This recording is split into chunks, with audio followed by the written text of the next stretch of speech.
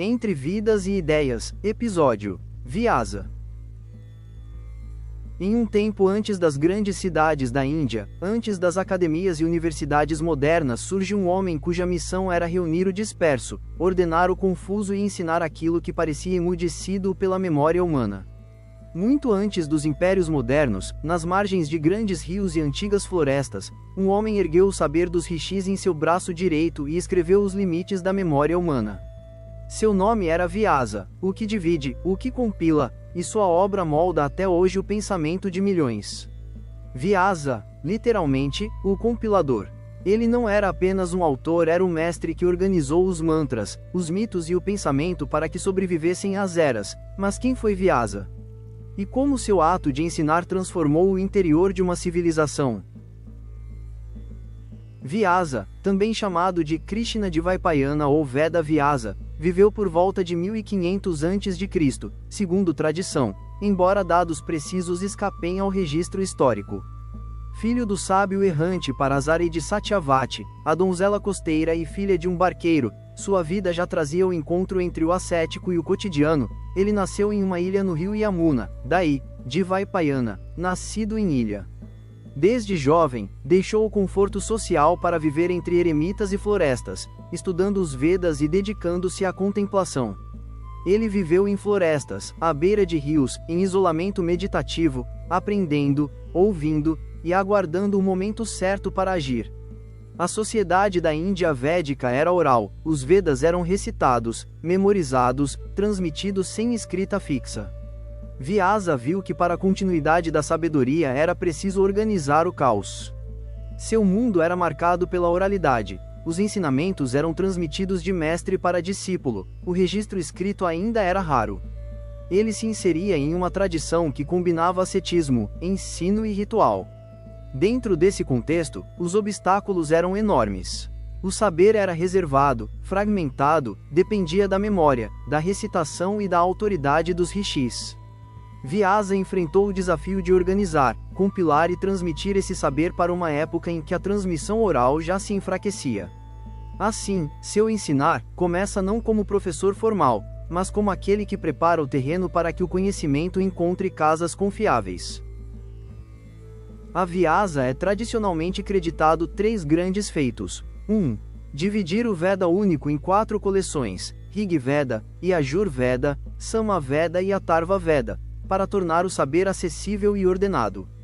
2. Compor ou compilar o épico Mahabharata, a mais extensa narrativa da humanidade até então, com mitos, filosofia, história, moral e guerra. Um dos maiores poemas da humanidade. 3. Fundar um modo sistemático de ensino, dos Vedas, dos Puranas, das narrações que ajudaram a manter a tradição viva. Escrever os Puranas e outros textos didáticos que se tornaram alicerces da tradição indiana. Ao dividir os Vedas, ele fez algo impensável, transformar o saber imemorial em estrutura acessível. Ao narrar o Mahabharata, ele usou a forma épica, com heróis, guerras, dilemas, para transmitir dharma, ação, conhecimento. Uma curiosidade: Vyasa aparece como personagem dentro do Mahabharata, um narrador, conselheiro, sábio que reúne histórias enquanto ele mesmo é figura central. Seu papel de ensinante era menos o de instruir via preleção e mais o de organizar, narrar, garantir que o conhecimento fosse transmitido de forma coesa. Esse modo de ensino, combinar narrativa, ética e saber técnico, perdura até hoje. Como Vyasa ensinava? Ele não criava escolas no sentido ocidental. Sua sala de aula era o mundo da tradição, do ashram, da floresta. Ele organizava o ensino por meio de discussões, narração e memorização, pois o Veda era, Sruti, aquilo que se ouve, se assenta na mente. Usava narração épica para transmitir valores, ética e visão de mundo. No Mahabharata vemos instruções morais entrelaçadas à narrativa de guerra e reinos. Ele preparava o terreno para línguas didáticas. Ao dividir o Veda em 4, ele permitiu que diferentes públicos assimilassem o saber conforme sua capacidade. Em nossos termos, Vyasa ensinava por narração estruturada, por compilação criteriosa, por narrativa com propósito. Tudo isso para que o discípulo não apenas aprendesse, mas entendesse como aprender. O verdadeiro mestre não apenas transmite conteúdo, ele estrutura o campo do aprender. Vyasa serviu como mestre compilador que reunia, resolvia, organizava, explicava. Ele criou escolas informais, ashrams, bibliotecas orais, para assegurar que o saber védico não se perdesse. Também estabeleceu 3 caminhos para o conhecimento: karma, ação, upasana, devoção, e jnana, conhecimento. Na época, isso significava ensinar não apenas a decorar, mas a entender, a aplicar, viver o saber.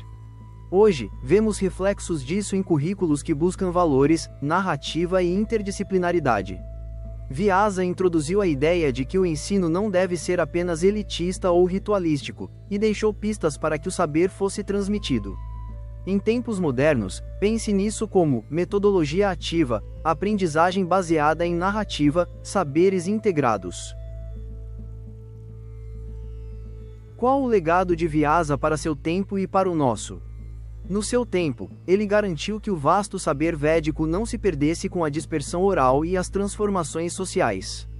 Ele salvaguardou a tradição. Para hoje, ele nos deixa lições de estruturação do ensino, uso da narrativa como instrumento de aprendizagem, e a noção de que organizar o saber é também um ato de ensino. Curiosidades. A festa de Guru Purnima, celebrada no mundo hindu, é dedicada a Vyasa, porque ele simboliza o mestre que transmite a tradição e inaugura novos aprendizados.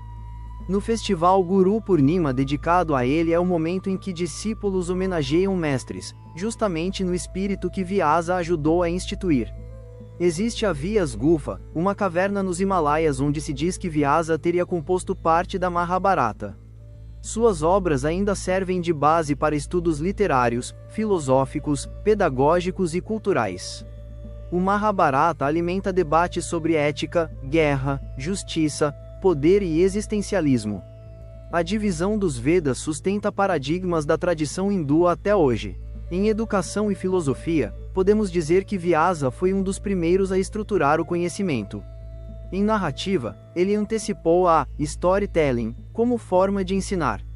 Em ética, ele utilizou mitos para questionar ação, responsabilidade e saber.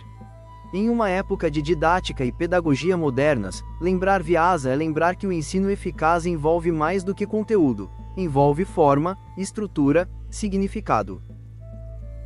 Atravessando milênios, a voz de Vyasa ainda sussurra nas páginas dos Vedas, no eco dos épicos, na sala silenciosa onde alguém aprende. Não como autor de fórmulas, mas como arquiteto do aprender.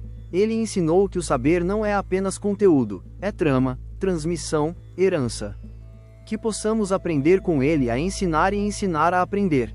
Vyasa não foi só o homem de textos imensos ou mitos poderosos. Ele foi o mestre que organizou o caos do conhecimento humano e o entregou à posteridade. De Rishis na floresta aos alunos hoje, sua voz atravessa os milênios. Entre vidas que pensaram, e ideias que continuam a respirar.